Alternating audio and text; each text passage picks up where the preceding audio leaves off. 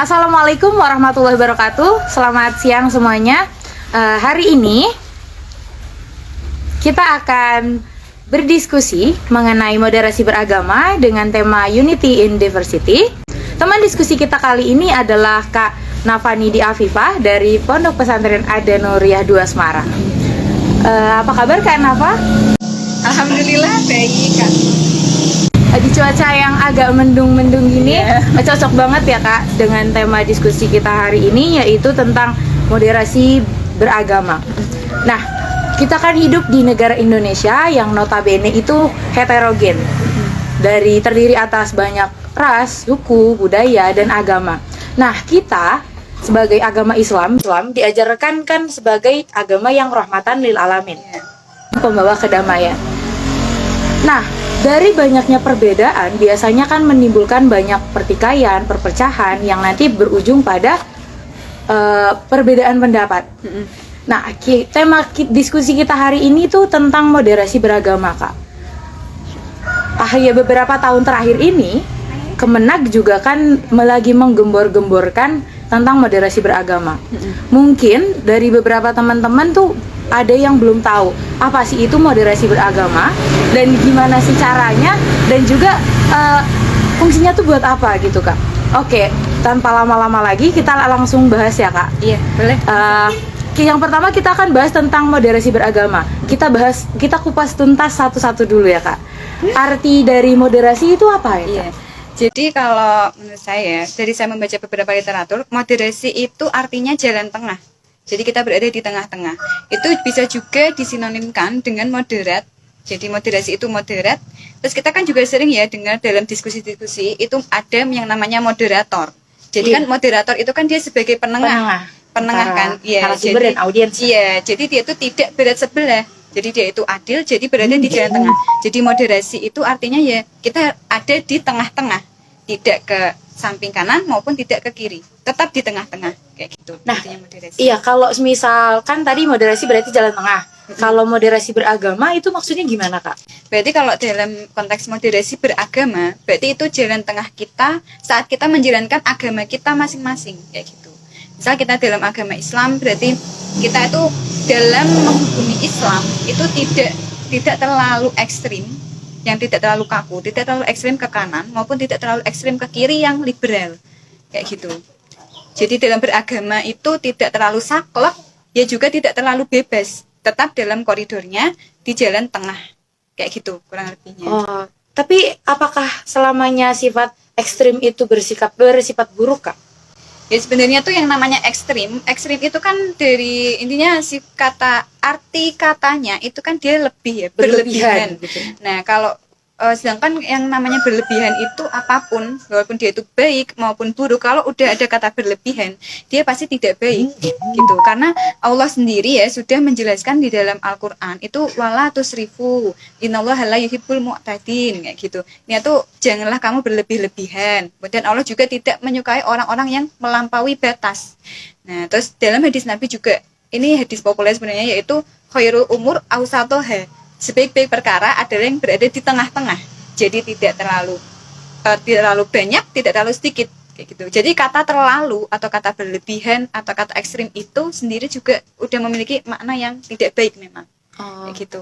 Terus gini Kak, kalau misalkan ini kita bahas ke yang ekstrim, yang liberal gitu ya Kak. Iya. Kalau contohnya misal aku ngucapin selamat Natal atau selamat Hari Raya Nyepi ke temanku yang agamanya beda, itu gimana? Oh iya, jadi kan berarti ini kan Kak Nunung ya bertanya tentang kita yang terlalu ekstrim ke kiri yang tadi saya sebutkan. Berarti yang terlalu liberal atau terlalu bebas tanpa melihat pokok ajaran agamanya kayak gitu kan. Nah, kalau tadi kan Kakak kamu ya Anda bertanya tentang pengucapan selamat Hari Raya kepada umat agama lain gitu. Nah, kalau saya sendiri ya pernah mendengar dari kajian dengan guru saya, itu sebisa mungkin kita menghindari untuk mengucapkan hari raya tersebut, selamat hari raya kepada umat lain. Sebisa mungkin kita hindari kayak gitu. Jadi guru saya itu bukannya berkata tidak boleh, tapi sebisa mungkin menghindari. Kan kita lihat dulu konteksnya apa. Apakah tujuan kita untuk mengucapkan itu sebenarnya apa. Cuma sekedar ke teman. Maksudnya kan apakah ada akibat yang lebih buruk jika kita tidak mengucapkan selamat hari raya kepada mereka? Apakah ada akibat buruk yang ditimbulkan? Apakah besar atau enggak? Apakah ada efek negatif yang lebih besar kayak gitu? Kalau misalnya memang enggak ada, ya bisa mungkin kita hindari. Mungkin untuk menjaga persahabatan, kita bisa mengucapkan sebatas sekadarnya. Semoga harimu menyenangkan, semoga lancar acaranya, mungkin kayak gitu. Kalau alasannya karena toleransi, Ya sebenarnya kalau memang alasan toleransi, sebenarnya toleransi ini juga harus ada batasnya. Jadi kita tidak berlebihan itu. Nah, toleransi ini kita sebagai umat yang beragama tetap boleh toleransi, boleh. Memang dianjurkan toleransi, tapi tidak yang berlebihan hingga dia meninggalkan pokok-pokok dari ajaran agamanya, dari aturan agama dasarnya kayak gitu. Boleh selama tidak meninggalkan aturan agamanya sendiri. Oh, gitu. Jadi berarti, tidak terlalu bebas. Iya, berarti tidak. Iya, nah, tadi jalan benar ya, moderat, jalan tengah, tidak terlalu berlebihan. Nah, kalau kita ambil contoh ekstrim yang ke kanan, Kak. Iya. Nah, kalau sedekah, kan kalau sedekah anggapan orang lebih banyak, lebih baik. Nah, itu gimana Kak kalau dipandang orang moderat? Ya sebenarnya itu tuh pilihan ya. Kita kan pilihan untuk sedekah itu pilihan. Jadi ini tuh sebenarnya ada dua pandangan. Memang pada dasarnya tuh ada juga yang mengatakan bersedekahlah sesuai kemampuanmu. Ya gitu ada. Jadi kalau misalnya kamu nggak punya untuk mencukupi kebutuhanmu, ya udah nggak usah sedekah. Lebih baik disarankan untuk tidak menyedekahkan rezekinya, karena rezeki yang kamu miliki itu untuk memenuhi kebutuhanmu sendiri.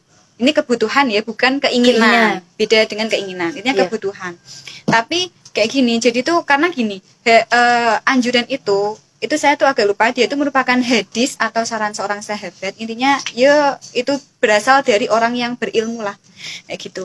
Intinya tuh tujuan dari adanya anjuran untuk tidak bersedekah karena rezeki yang kita miliki itu untuk mencukupi kebutuhan kita, karena dikhawatirkan jika kita menyedekahkan rezeki itu nantinya kita akan malah kufur nikmat gitu. Nah, misalkan kufur nikmat itu juga salah satu tindakan tercela yang tidak disenangi oleh Allah. Nanti dikhawatirkan dia malah menyalahkan aturan sedekah itu. Gimana nih, masa aku sedekah tapi aku sendirian kekurangan, kok aku malah kesusahan? Katanya kalau sedekah aku akan ditambah rezekiku, aku akan lebih untung kayak gitu kan. Kalau di ayat Al-Qur'an kan sedekah itu dilipatkan ya. Iya, jadi berapa kali? 700 ya, sekitar 700 kali lipat. Nah, nanti kan kalau udah ke situ dia ya memang itu akan dilipatkan, tapi kan kalau niatnya dia udah kayak gitu kan berarti ya secara ilmu dalam agama, secara adab dengan Allah itu kan niat untuk mencari untung kan malah nggak bagus. Yang bagusnya kan niat lillahi ta'ala, jadi ikhlas, bukannya beragama karena berniaga.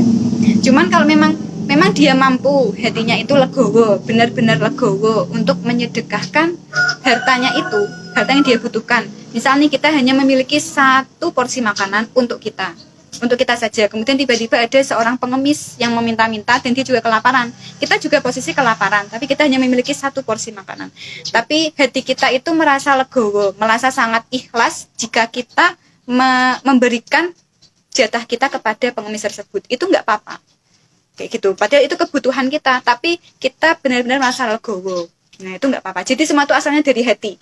Kalau hatinya nggak kuat untuk menyedekahkan kebutuhan kita tersebut, maka lebih baik tidak usah. Tidak usah. Penuhilah kebutuhan diri sendiri dulu. Tapi kalau hatinya itu sudah legowo, dia bisa menerima dengan ikhlas. Kalau ingin menyedekahkan semuanya, ya nggak apa-apa. Malah juga itu lebih baik. Semuanya baik dengan alasan tersendiri, sesuai konteksnya aja.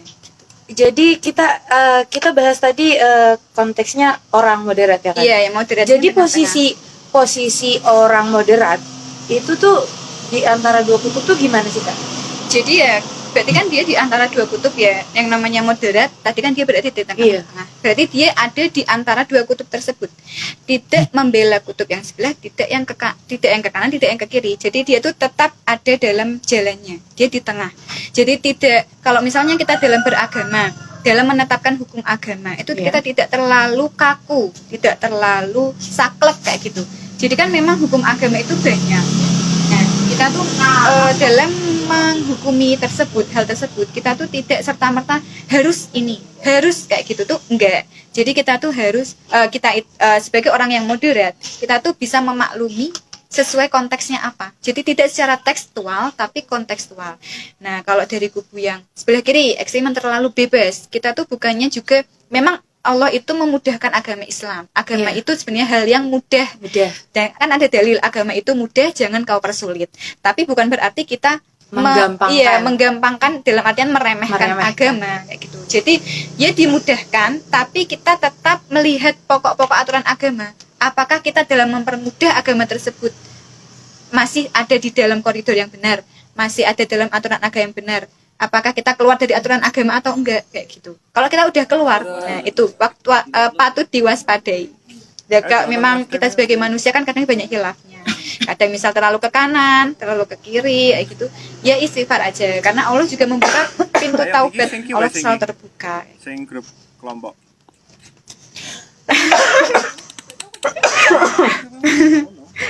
Maaf ya Kak. Iya nggak apa. Lebihnya gitu. Nah, selanjutnya kita Nah, kita tadi udah bahas tentang orang yang moderat. Ada nggak sih Kak prinsip-prinsip yang harus dijalani orang moderat dalam beragama? Ya, jadi prinsip-prinsipnya yang penting tuh adil gitu ya. Intinya kan kalau jalan tengah itu kan dia bisa adil, kemudian bisa imbang juga, tidak berat sebelah. Berarti kan dia seimbang gitu ya. Berarti adil itu maknanya juga kayak menempatkan segala sesuatunya pada tempatnya. Jadi lawan kata dari adil itu kan dia zolim. Zolim itu dia menempatkan sesuatu tuh sembarangan, tidak pada tempatnya. Jadi ya prinsipnya moderat, kita tuh adil, karena kan tengah ya. Tengah itu tuh sebenarnya banyak maknanya. Bisa adil, kemudian seimbang, dan lain-lain. Ya intinya kita tuh bisa menempatkan segala sesuatu pada tempatnya. Nah, dalam artian ini yang telah kita bahas sebelumnya, ya tempatnya itu gimana? Tempatnya apakah kita itu kapan kita harus berlaku? Kan itu kan ada hukum-hukum yang memang harus kita yakini yang tidak dapat diganggu gugat. Maksudnya tidak ada dalil lain, maksudnya tidak ada khilaf. Jadi khilaf itu kan misalnya ada sebuah hukum, kayak misal hukum membunuh orang. Hukum membunuh orang itu kan jelas-jelas haram. Nah, kayak gitu kan tidak ada khilaf, tidak ada perbedaan ulama. Nah, beda lagi dengan hukum tata cara berwudu. Misal berwudu itu kalau misalnya membasuh rambut, itu kan beda-beda. Kalau Imam Syafi'i cukup 3 helai. Terus nanti dari Imam Hanafi, Imam Hambali, imam yang lainnya itu nanti beda lagi. Kayak gitu kan masih bisa. Nah, itu kan memang beda-beda. Kita bisa menempatkan diri, menempatkan posisi sesuai pada tempatnya. Enggak harus yang saklek, harus seperti ini tuh. Intinya lihat-lihat, lihat-lihat keadaan aja. Nah, tadi kan kita udah bahas tentang prinsip bagaimana caranya jadi orang moderat. Apakah tapi kalau jadi orang moderat itu berarti kita kayak menyepelekan agama nggak sih Kak? Ya enggak juga. Kalau misalnya kita makanya kan tadi kan dibahas ya, kalau menyepelekan agama berarti dia itu terlalu condong ke kiri. Maksudnya gini Kak, kalau kan jalan tengah gitu kan. Berarti kalau jadi orang moderat dia nggak teguh sama agamanya dong, karena kan fleksibel gitu, dinamis. Oh iya, ya justru bukannya kayak gitu, malah justru dia itu orang yang teguh gitu, karena dia bisa menempatkan dia itu adil, jadi berada di jalan tengah. Jadi moderasi itu artinya ya kita ada di tengah-tengah, tidak ke samping kanan maupun tidak ke kiri, tetap di tengah-tengah. Nah, iya, kalau misalkan tadi moderasi berarti jalan tengah. Kalau moderasi beragama itu maksudnya gimana Kak? Berarti kalau dalam konteks moderasi beragama, berarti itu jalan tengah kita saat kita menjalankan agama kita masing-masing. Misal kita dalam agama Islam, berarti kita dalam Islam tidak terlalu ekstrim, yang tidak terlalu kaku, tidak terlalu ekstrim ke kanan maupun tidak terlalu ekstrim ke kiri yang liberal. Jadi dalam beragama itu tidak terlalu saklek, ya juga tidak terlalu bebas, tetap dalam koridornya di jalan tengah. Tapi apakah selamanya sifat ekstrim itu bersifat buruk Kak? Ya sebenarnya tuh yang namanya ekstrim itu kan dari intinya arti katanya itu kan dia lebih berlebihan. Nah, kalau sedangkan yang namanya berlebihan itu walaupun dia itu baik maupun buruk, kalau udah ada kata berlebihan dia pasti tidak baik gitu. Karena Allah sendiri ya sudah menjelaskan di dalam Al-Qur'an itu wala tusrifu innallaha la yuhibbul mu'tadin gitu. Yaitu janganlah kamu berlebih-lebihan. Kemudian Allah juga tidak menyukai orang-orang yang melampaui batas. Nah, terus dalam hadis Nabi juga, ini hadis populer sebenarnya, yaitu khairul umur awsatoha, sebaik-baik perkara adalah yang berada di tengah-tengah, jadi tidak terlalu banyak, tidak terlalu sedikit. Jadi kata terlalu atau kata berlebihan atau kata ekstrim itu sendiri juga udah memiliki makna yang tidak baik memang. Gitu. Terus gini Kak, kalau misalkan ini kita bahas ke yang ekstrim yang liberal gitu ya Kak. Iya. Kalau contohnya misal aku ngucapin selamat Natal atau selamat Hari Raya Nyepi ke temanku yang agamanya beda, itu gimana? Oh iya. Jadi kan berarti ini kan Kak Nunung ya bertanya tentang kita yang terlalu ekstrim ke kiri yang tadi saya sebutkan. Jadi yang terlalu liberal atau terlalu bebas tanpa melihat pokok ajaran agamanya. Nah, kalau tadi kan kakak kami ya Anda bertanya tentang ini, tentang pengucapan selamat hari raya kepada umat agama lain gitu. Nah, kalau saya sendiri ya pernah mendengar dari kajian dengan guru saya, itu sebisa mungkin kita menghindari untuk mengucapkan hari raya tersebut, selamat hari raya kepada umat lain, sebisa mungkin kita hindari. Jadi guru saya itu bukannya berkata tidak boleh, tapi sebisa mungkin menghindari. Kan kita lihat dulu konteksnya apa, apakah tujuan kita untuk mengucapkan itu sebenarnya apa, cuma sekedar ke teman, maksudnya kan apakah ada akibat yang lebih buruk jika kita tidak mengucapkan selamat hari raya kepada mereka, apakah ada akibat buruk yang ditimbulkan, apakah besar atau enggak, apakah ada efek negatif yang lebih besar kayak gitu. Kalau misalnya memang nggak ada, ya sebisa mungkin kita hindari.